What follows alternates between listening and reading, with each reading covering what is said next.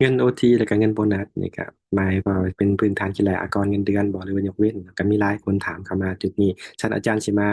อ่า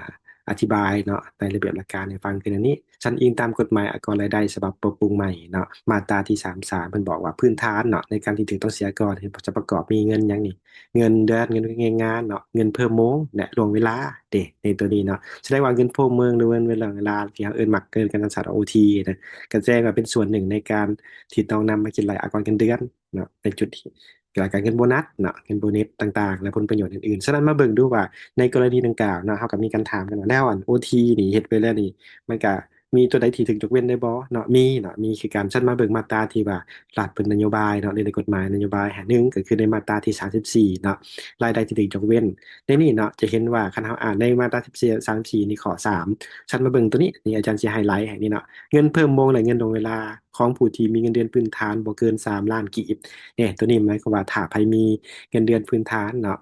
บ่เกิน3 ล้านกีบแม่นเงินโอทีนะ9แม่นถูกยกเว้นเนาะถือเป็นบ่นำมาคิดไร